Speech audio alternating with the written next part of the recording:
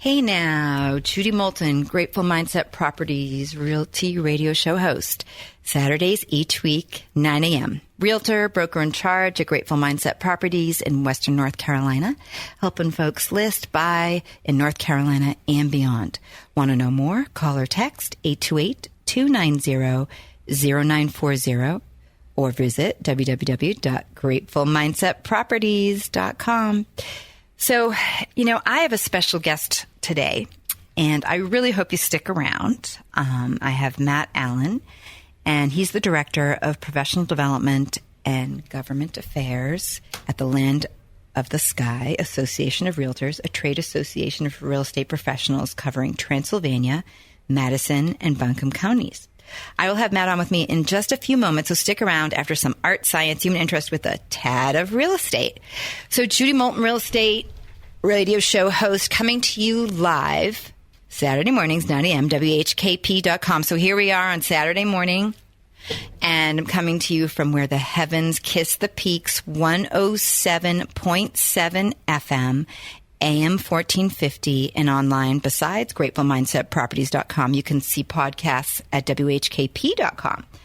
So be sure to check out our previous podcasts or shows on Apple, on Spotify, Facebook, Twitter, Instagram, and of course, as I just mentioned, gratefulmindsetproperties.com. Right on our first page, simply scroll down, and you'll find us. So a couple of things to mention today. First off, if you are hearing me for the first time, the 10th time, I'm a realtor. I'm a broker in charge serving Western North Carolina with a grateful mindset. If you listen to me on another radio show, you've heard me talk about my board member affiliations, Hendersonville Welcome Club, activities coordinator, charity liaison here in Henderson County. If you're new to the area or here for years and want to know about some of the activities happening in and around Hendersonville, be sure to text or call me. Check out the Hendersonville Welcome Club. I'm always looking for new activities to add. I'm always looking for special guests to be on the radio. So be sure to reach out, 828-290-0940. Also, the Art League. I'm on the board of the Art League. And right now, the Art League is having their juried show. And they've got so many cool folks that have come from Tennessee, South Carolina, North Carolina, right here in Hendersonville, on Asheville Highway. If you're not familiar with the Art League of Hendersonville, you can check them out at artleaguehvl.org, and you can go visit the gallery. There's just they have their list of winners. You get to see online exactly who won and why. It's really, really cool. They also have classes if you're not familiar. My daughter and I teach there. We have a jewelry repurposing. Besides repurposing people, I also repurpose things. And we have that coming up as well as somatic and cognitive art class. So be sure to check us out. So let's move on to real estate. Let's see what's going on. So right now, talking about interest rates, I talk about this each week. You've heard me talk about the daily temp, and what happens. So they've gone up a little bit. 30-year is at 6.983%. Wow. And the 15-year is at 6.418. Obviously, debt to income plays a role. I am not a loan officer. I am not a lender. I'm merely passing along information that has been shared with me. Rates change daily. But obviously, who you are plays a role, how long you've been at your job, what you do, etc., your debt to income, all of that is a factor. You can buy down points. There's, bridge loans and so on. And I'm happy to help you find that person that can help you. I'm happy to direct you. I can give you more insight into that as well. So be sure to reach out about that.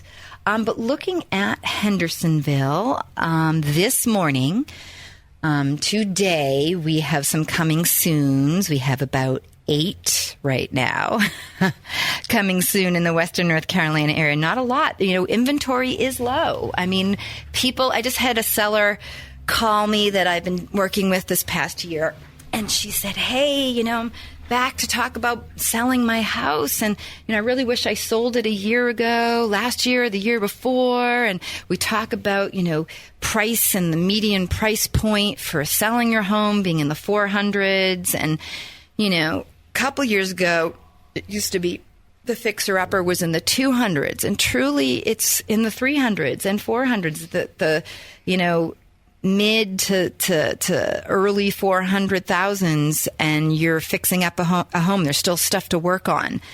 We are in a low inventory market. The prediction is it will be the next 2 to 5 years.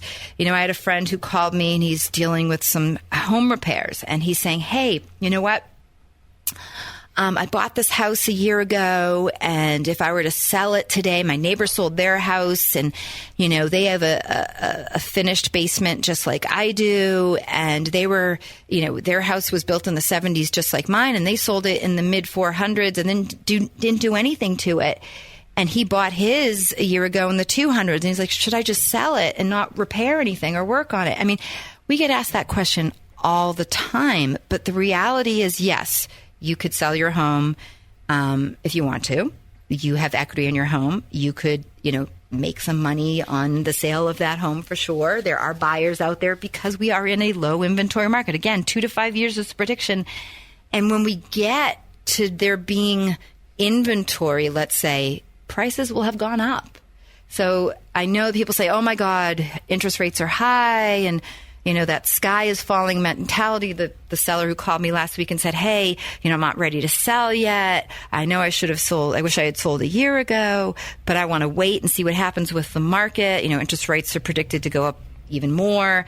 The reality is, even if interest rates go up, what is it? About 17% of the market depends on real estate.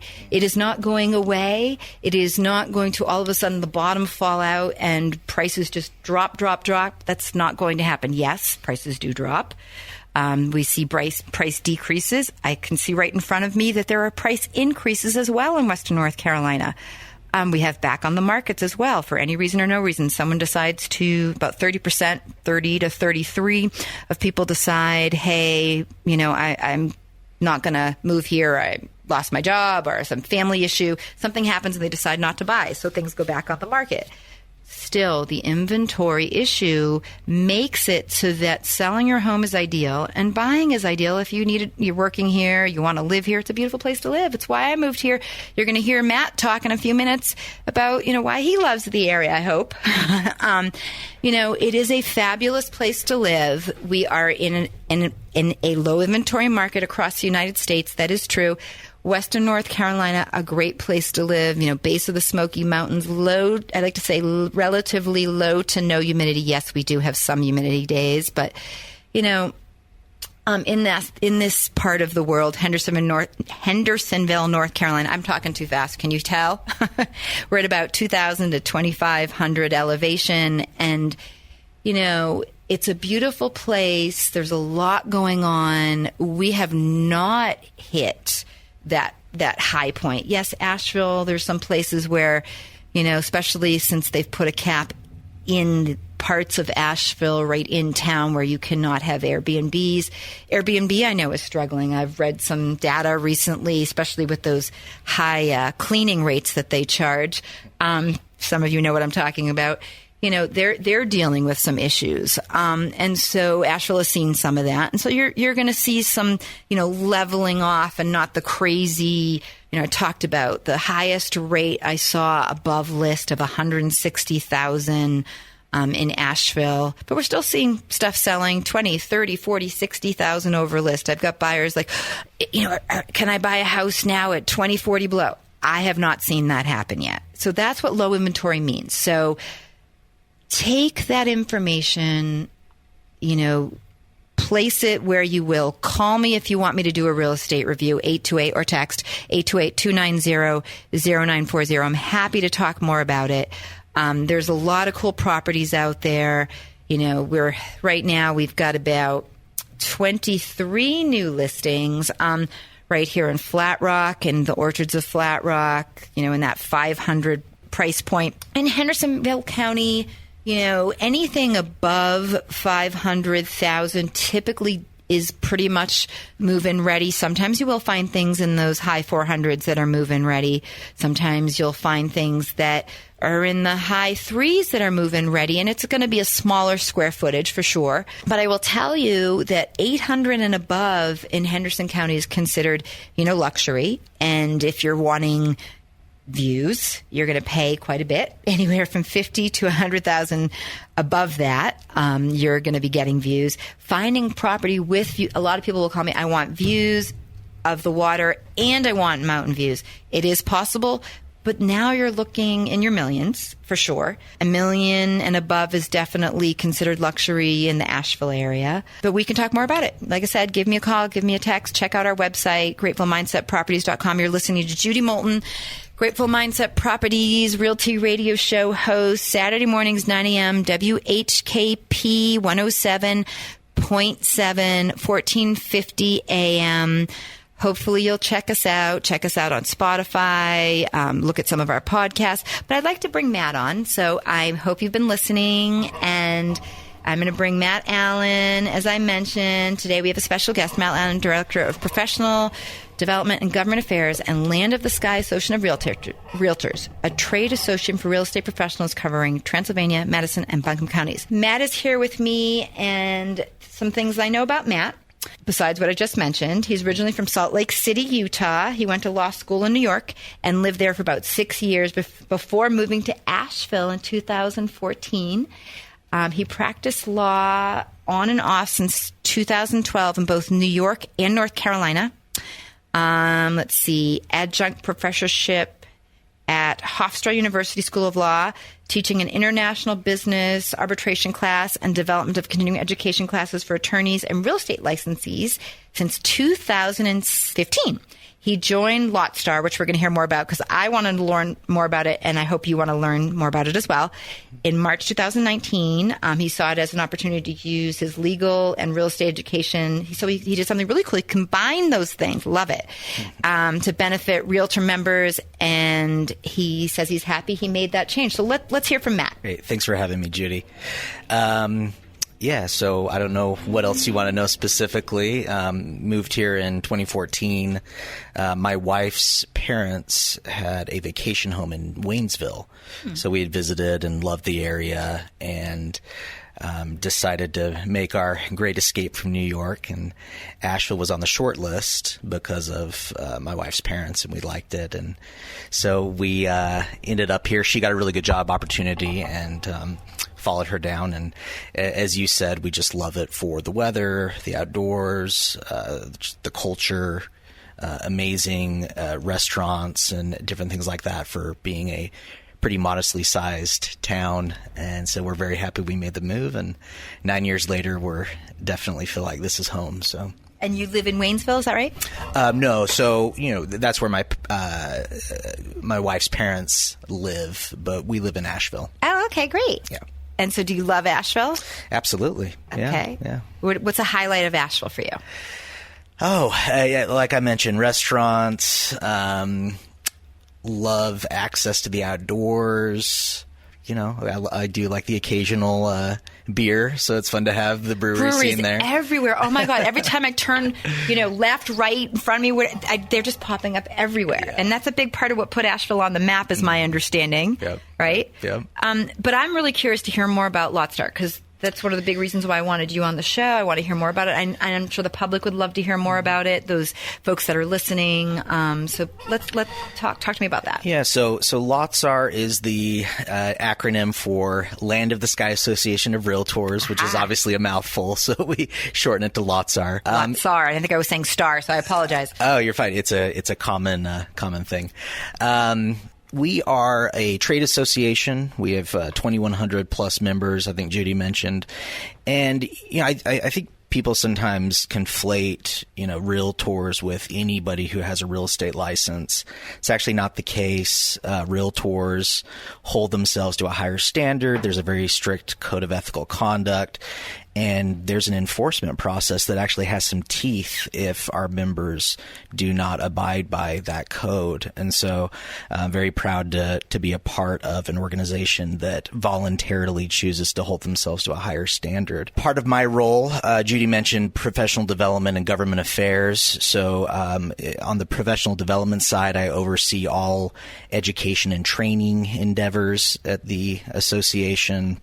We have specialty courses if you want to specialize in working with international clients, or you want to specialize in vacation rentals, or if you want to specialize working with buyers. We have very specific trainings for each of those niches. We also do continuing education. I personally teach a mandatory continuing education class that the Real Estate Commission requires, and I've also personally developed and teach a variety of other what are called elective courses on a variety of topics. We also have licensing classes that we offer at the association. And then we also do, a couple times a month, we'll do lunch and learns on local topics of interest, short-term rentals, zoning issues, counties and local governments redoing their uniform development ordinances or comprehensive plans. And I know this is some serious jargon that I'm getting into right now, but this is great. I'm learning a lot. So that's the professional development side. Government affairs, there's definitely some intersection, but basically I track local issues, laws, regulations, ordinances that could have an impact on the real estate industry. So, can you speak a little bit more about that? Like sure. Something that, if somebody was listening and they're not a realtor, whatever, however you would want to tie that in, that you think that something would be important to mention. Yeah. So always at the top of the list is housing, and we're in a serious housing shortage. So what are ways that we can expand housing and get more houses online? And so, zoning reform, quite honestly, making it so we can get more houses on lots. Single family zones are fine and have their place, but maybe loosening some of the minimum acreage requirements and different things like that would allow for more houses to be built. Taking advantage of infill, thinking outside of just big single-family homes, duplexes, triplexes, quadplexes, cottage developments, adaptive reuse. There's a lot of underutilized or vacant commercial buildings, some of which could be used for housing if repurposed. The list goes on. I could go on all day with things that we could avail ourselves of that just, Can you mention any of those things that are happening? Sure. For example, when I'm in Massachusetts, I see these old paper mills that have been converted to condos and. Right. So I would love to see more of that here. I don't think we see enough of that, quite honestly. I think there's a serious opportunity to do that. Now, of course, this isn't exactly related. Homeward Bound is a great organization that deals with homelessness. They've taken a vacant motel and they're turning that into sort of a shelter for folks. And so I guess that's a sort of an adjacent example. But there are definitely buildings in our area that I think could be, and that maybe I'm being naive. Obviously, there's a big overhaul, a lot that goes into getting those up and running for residential use. Right. A lot of conversion issues, but permits, regulations. Right. But to your point, I've seen a lot of examples across the country: shopping malls, old schools, churches. Churches are a really good example. And now that I'm mentioning churches, there have been a few examples recently in Asheville where there's been a rezoning. Nice. to develop some churches for housing. So, okay. What about? I actually called Henderson County different officials. I would have to look up the different names of the departments. But one of the issues I was running into, I was showing a buyer around, and I'm just curious if you have any thoughts on this. When I used to live in Pittsburgh, I've traveled all over. Matt and I talked a few minutes before we talked on the radio. So one of the last places I hailed Matt before coming here was a small town called Wheeling, West Virginia. It's about an hour southwest of Pittsburgh. That's the way I would describe it when I traveled and taught other clinicians at the time. It was 30,000 and dwindling. Okay. And in Wheeling, I don't know if you've ever been, it's what's called a flat market. So it never really goes up, it never really goes down. Gotcha. But anyways, so one of the interesting things that happened in Pittsburgh as a result that they were trying to deal with sort of low inventory and the level of people that needed housing, especially the impoverished population, containers. So they brought in this part of Pittsburgh called the Mexican War Streets. It's close to where like UPMC, it's an area, it's a very sort of known area where like around Heinz Field, you could actually probably see the bridge, and et cetera, for those that are familiar with Pittsburgh from there. Very, as most of us know, the wealthiest and the poorest people live in the city, right? Those that aren't familiar and are listening, that is very true. So here in Pittsburgh, what they did was, for $2,000-$3,000, they said, okay, let's get these containers and build these homes so people can live. Yeah. I wish we saw that in San Francisco, because anyways, Matt and I were talking about that earlier about San Francisco as well, but that's another area where certainly there's containers and it could be done. There's areas that they could be placed. So what, I know I'm getting tangential. Anyone who's ever listened to me talk, who's ever listened to me teach, this, I have to reel it back in. I promise I will. So one of the things I was contacting Henderson County about was like, hey, I'm showing buyers around, and I work with this particular clinical director of Homes for Youth as part of my charity liaison affiliation, was trying to help them find funding as well as find housing for the foster care. They do full-time foster care. And I've had the director on the radio as well. We're driving around and we're seeing all these vacant properties, especially in and around Main Street of Hendersonville. And where I live half a mile from Main Street. I walk my dogs. Like, I can tell you they have been vacant since 2018. And I'm like, hey, why is it that these properties, nothing is being done? And what I learned about Pittsburgh, I'm bringing it back to Pittsburgh, by the way, is when I used to live in Pittsburgh and I called the county and I said, hey, what happens? They have this rule or this law that says, hey, if it's been vacant, literally vacant for a year, they could be maintaining the landscaping, they could be paying the taxes or not paying the taxes. They will sell that property on the courthouse steps. First, they'll try to sell it back to the owner. They'll also sell it, have the public be available to buy it, but they try not to sell it to investors. Hey, I'm a contractor and I want to buy it for $50,000-$60,000 or whatever, right? Because of the unpaid taxes. So they try to limit it first to people who could really use it first, and then third category is the builders. So I contact the county and say, hey, this is a program that exists. What do you guys think? Oh, that sounds fabulous. It doesn't exist here. It's a great idea. We'll hold that in the back of our brain pan, but nothing we can do about it. You hear me talk about this, Matt. I'm just curious if you know anything, or if there's anything legal or anything that's happening, or programs that exist, or something I don't know about. Locally, directly on point like that, I'm not. But I was just in Detroit for a conference, and Detroit is doing something similar, and I definitely jotted down, what would be the hurdles or the hoops that we'd have to jump through to do this on a local level here. So, I think it's a great idea, and to prioritize folks who could actually use it for themselves is also very necessary, and I think it's wonderful. So, yeah. Anyway, so I just was curious what you thought about that, if you knew anything. Immediate stuff, I don't do a lot in Raleigh.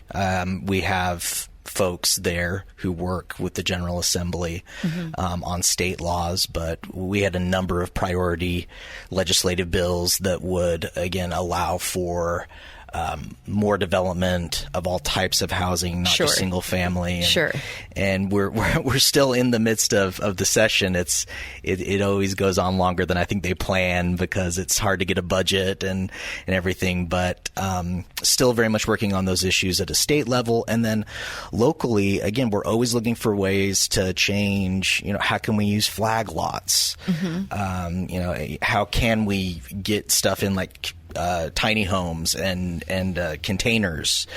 Again, not everybody, certainly of younger generations, want the proverbial McMansion. They're very much open to other types of housing. So we need to start to seriously look at developing more of that.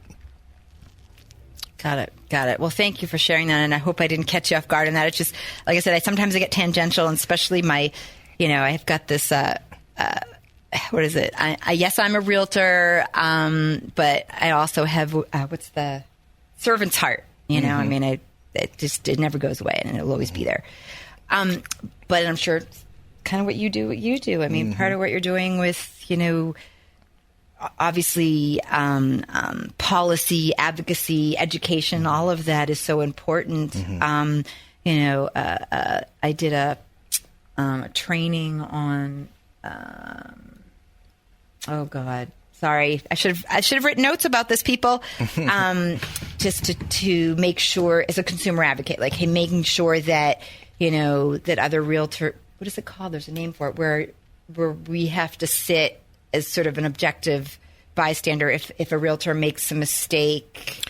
So we have committees, the Professional Standards Committee, and there's a longer name for it. There's Professional Standards and something committee.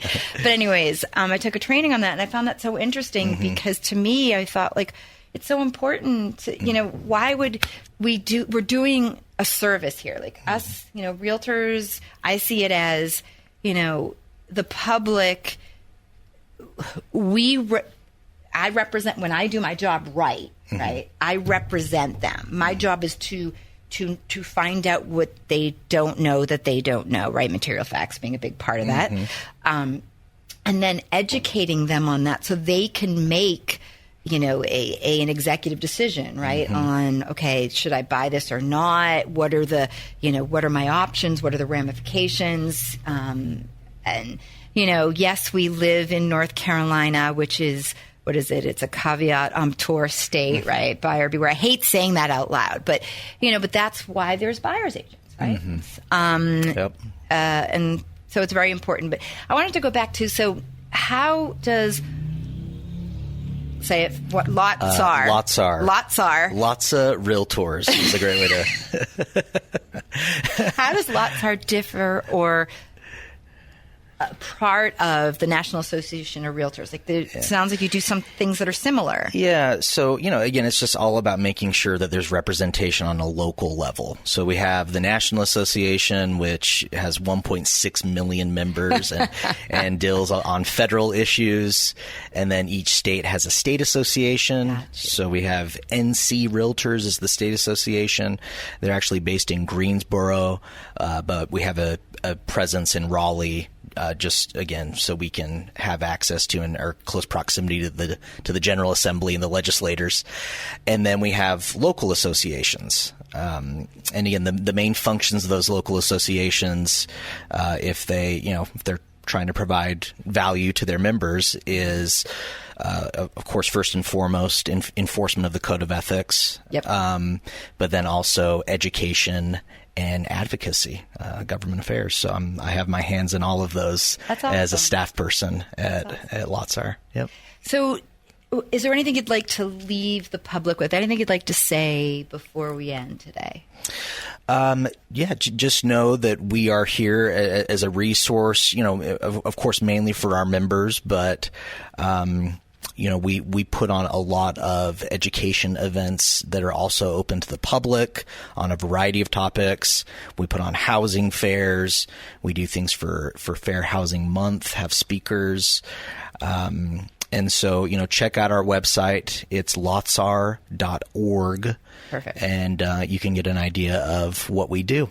Thank you, Matt. Thank you, Matt Allen. That was fabulous. Thank you for sharing and caring as you do. Yeah, thanks for having me.